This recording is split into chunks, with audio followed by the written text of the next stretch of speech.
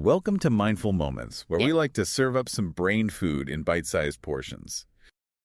Yeah. Always hear careful planning is like the key to overcoming challenges, Yeah. right? Even surviving when it seems impossible. Yeah. But that like always how it works? That's a good question. What if being super resilient sometimes comes from just totally focusing on that very next step that you can take, right? Like tackling problems that you can actually solve one at a time, even when it feels like everything is just completely against you.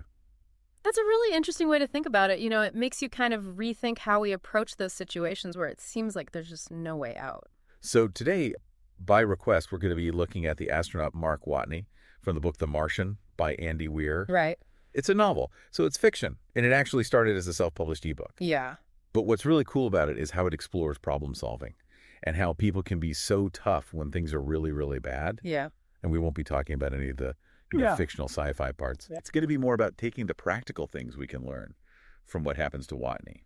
And I think the author having that background in science really helps because it makes the problems Watney faces seem much more like things that could actually happen, Biggs. even though it's a made-up story.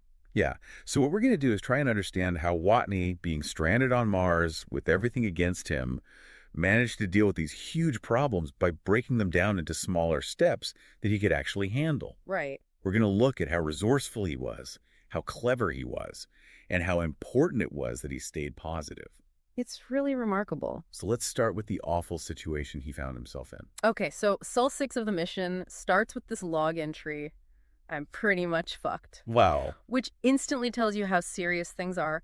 He's alone on Mars, and everyone thinks he's dead because the crew had to leave during this crazy dust storm. And on top of being alone, the storm also wrecked all their main ways of communicating. Yeah, the main satellite dish and those antennae they used to receive signals were totally destroyed. So that means no way to contact Earth. Nope. And no way to contact the Hermes spacecraft as it was leaving. Completely cut off. He was totally alone. Absolutely. And to make things worse, the storm had damaged his suit too. Yeah, so after he used the emergency procedure to remove CO2, the suit started losing its nitrogen supply. So that's like a super critical problem. Oh, yeah. His life support system was failing. That's terrifying. Absolutely life-threatening. But even with all of that, Watney almost immediately starts tackling the most urgent problems inside the hab. Right. Luckily, the oxygenator was working, which meant he was taking care of the CO2 for the time being. Right for now. But the temporary CO2 scrubber in his suit wouldn't last forever. Yeah, it had a very limited lifespan. Water was another big worry. The water reclaimer was working, which was a huge relief. That was good news. But there was no backup, which meant that in the long term, water could become a major problem. It's a limited resource. He was already starting to think about some unusual ways to recycle what little water he had. You have to get creative in that situation. Exactly. Then on top of the immediate life support stuff, there's the problem of running out of food. Right. He had enough rations to last a year, but the mission was only supposed to be 2 months. Huge difference. So he knew that to survive, maybe for years, he needed to figure out a way to get more food. He needed a sustainable source. Yeah. So amidst all of this, his first goal was something that seems less important. Fix the damn radio. Yeah. And that might seem strange when you think about how he needed food and water to survive. Right. But fixing the radio meant there was a chance of being rescued. It was a glimmer of hope. It shows how when you're facing a huge challenge, sometimes focusing on a smaller thing that you can actually achieve can help you feel more in control, It gives you a sense of progress. especially when everything else feels totally out of control. Absolutely. So he did a bunch of EVAs in the rover trying to find the communications dish that had been lost in the storm. Right. But the storm had caused so much damage that finding it seemed almost impossible. Like searching for a needle in a haystack. He soon realized that building a whole new communication system was way beyond what he could do. Yeah, with the limited resources and the kind of technology you'd need for that. It was just impossible. Completely beyond his capabilities. And that's when he really had to accept that he was totally on his own. That's a tough realization. It's a really crucial moment because it shows how resilient he was. He realized his initial plan had failed, and he was able to change his priorities. That's a key part of being resilient, being able to adapt. So since long-distance communication seemed out of the question, he turned his attention to the most basic need for survival in the long term. Food. Yeah, food production was paramount. And that led to this really ambitious plan to create what he called the Martian farm. Right. The Martian farm. Using his knowledge of plants, he came up with a way to turn the Martian soil, which is basically just dirt and rock, into soil that could actually grow food. Right. It was a massive project. Oh, yeah. He was going to use pretty much all the floor space in the hab, which is a pretty big area to grow plants. It was a lot of square footage. And just getting that much Martian soil into the hab was a huge job. Yeah, a lot of heavy lifting. And then there was the problem of water. He figured out that he needed a ton of water just to make the soil wet enough for plants to grow. It was a significant amount. Which was a big problem because water was already limited.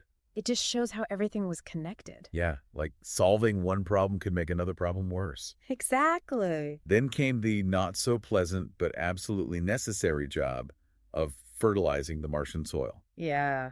Basically, he had to use his own waste. Not the most glamorous part of the process. He even said it was disgusting, but it was the only way to introduce the tiny organisms that plants need to grow. Right. Essential microbes. Even after all that work, his calculations showed something pretty worrying.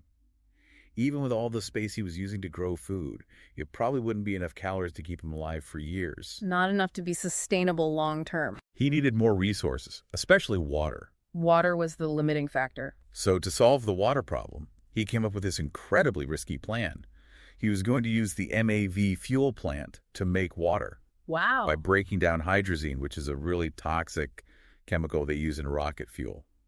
That's pretty extreme. It shows just how desperate he was getting. Yeah, willing to take bigger and bigger risks. It was super dangerous. Hydrazine is really unstable and super poisonous. One wrong move could have been catastrophic. And setting fire to hydrogen inside the hab? Well, that's like the worst possible scenario for NASA engineers. Yeah, definitely not in the handbook. But he needed water, so he went ahead with the experiment. So how did it go? Well, he did manage to make a good amount of water. What's it good? But there was this unexpected side effect. There was a hydrogen explosion in the hab. Oh, no. Yeah, it was bad. The explosion ripped off his oxygen mask, and he ended up breathing in mostly nitrogen. That's really dangerous. He was really disoriented and had to get out of the hab fast. He had to get to one of the rovers, which meant having to rely on its life support system. Which was probably not ideal. But even after all that, even after this near-death experience, he was still able to think clearly. It's amazing how he kept it together. He realized that he could use the hab's atmospheric regulator to get rid of all the oxygen, which would stop any more explosions from the leftover hydrogen. That's some quick thinking under pressure. It shows how well he understood the hab's systems. And how resourceful he was. Right. And later on, he found something in the rover that kind of lightened the mood a little. What was that? It was Commander Lewis's protein bar and her USB drive full of disco music. Oh, wow. So even in that dire situation, there were little moments of humor. Exactly. So while all this is happening back on Earth, an analyst at NASA named Mindy Park noticed some unusual things in satellite images. What did she see? It looked like the rover pop tents had been set up near the hab. So they started to think that maybe, just maybe, Mark Watney was still alive. That must have been a huge moment for everyone at NASA. It totally changed things. They had thought he was dead and were already making plans for the next Ayers missions. Right. But now they had to shift gears from a recovery mission to a rescue mission. A whole new set of challenges. And to make things even more complicated, they confirmed that all 4 of their communication systems had been destroyed when the crew had to evacuate. So he really was cut off. It seemed almost impossible that he could have survived. And it made communication incredibly difficult. Right. So now NASA had this enormous task of trying to contact him and figure out how to rescue him across all that distance between Earth and Mars. It was a massive undertaking. And there was this huge time delay in communicating with Mars, which made things incredibly difficult. You couldn't just have a normal conversation. It meant they had to plan every message really carefully and try to predict what he might need. It added a whole new layer of complexity. But the teams on Earth were incredibly smart. Yeah, they were really ingenious. They actually managed to create a basic communication link using the Pathfinder lander and its rover Sojourner. Wait, the Pathfinder? Wasn't that decommissioned years ago? Yeah, it was like ancient technology. Wow.